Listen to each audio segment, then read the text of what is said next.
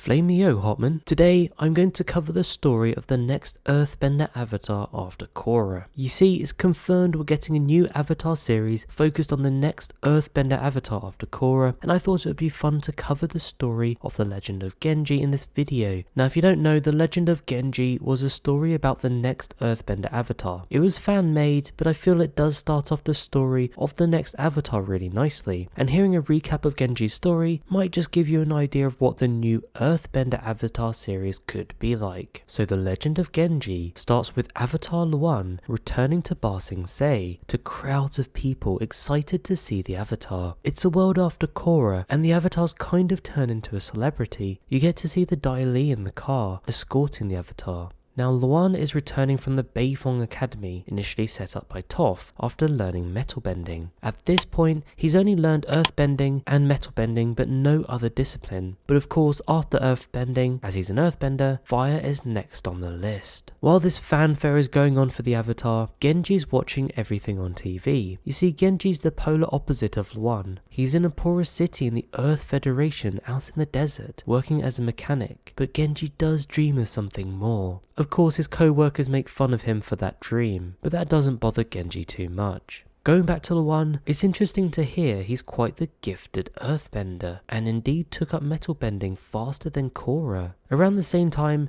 Genji's picking up his sister from school. He is late to picking her up, so of course she's not happy because she had to wait a while for him, but he has a way to cheer her up. It turns out Genji is a sandbender. Now unfortunately, during the time of Genji, sandbenders aren't really trusted because of the stereotype that all sandbenders are thieves and bandits. Actually, the story for sandbenders at this time is even more tragic. After Kuvira's actions left the Earth Federation in a sorry state, with a broken economy and division amongst its people, the Earth Federation government solved their troubles by invading the Siwong Desert, where their rich deposits of oil and precious ore rested under the sand. Unfortunately, this led to many sandbenders having to merge with city folk, losing their traditional nomadic lifestyle in the process. And you might know as well as me, trying to merge different kinds of people together through way of force doesn't always end well. And that's something Genji and his sister are experiencing, but they choose to ignore the looks from the people who just don't understand their sandbender heritage. At home, Genji and his sister are watching the fire ferrets compete in the pro bending tournament.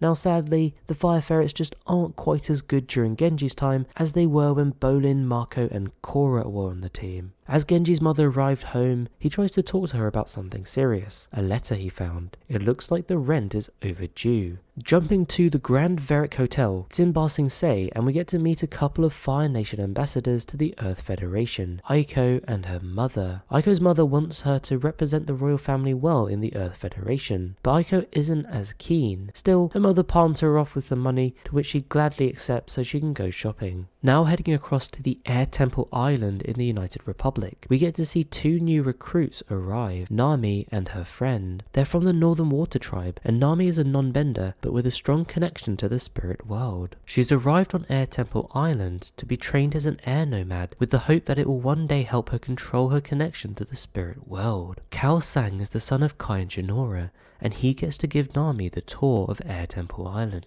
Going back to Genji, we see him in a sandbending duel for money. Remember that rent I mentioned that was overdue? It seems Genji's trying his hand at a sandbending fight to try and earn some money, but unfortunately his sandbending skills aren't quite fully developed yet, and he ends up losing the battle. He does still need the money though, and luckily an acquaintance offers Genji a job to make some money. A simple collection and drop off job. This acquaintance is a bit of a sussy character though, so Genji is hesitant, but eventually accepts the deal. Genji's job is to pick up a case. He doesn't know what's in it, and a curfew has been placed on the cities, which means he has to be very careful sneaking past the guards who are enforcing the curfew. Once he retrieves the case, he's able to take it to a group of thugs to drop it off. Unfortunately for Genji, that's when things get a bit dicey, because as he delivers the case, it accidentally opens, and everything falls out. Of course the thugs don't want Genji to see what's inside, so they grab him. Lucky for Genji though, when they realise he's only a kid, they let him go. Back in Ba Sing Se around the same time, Aiko's escorted to the party at the palace where her mother is. Aiko's introduced to Avatar Luan and they have a few photos taken together. Meanwhile, going back to Genji, he just arrives home to find his mother waiting for him. Obviously, she's not happy by Genji being out after the curfew time and risking getting in trouble. This leads to an argument between his mother and Genji, but before the argument could go any further, there's an explosion.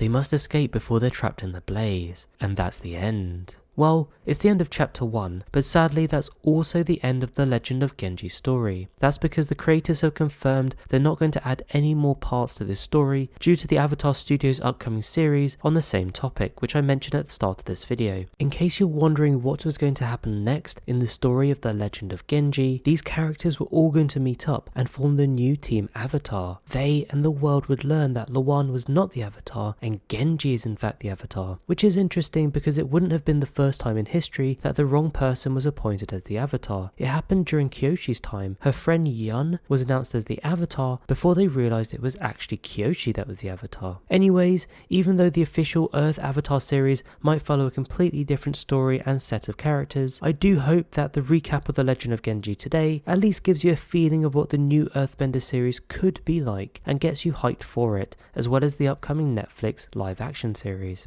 By the way, before we finish, can I also say a massive credit to the amazing writers and designers and artists for the Legend of Genji's comic. I know they didn't get to finish it, which is kind of sad, but what they did provide us with was a great story and lore that could really be used by Avatar Studios. You never know. Anyway, full link to this Legend of Genji comic and a link to everything else they've done in the description down below. Don't forget to like and subscribe, and I'll catch you later.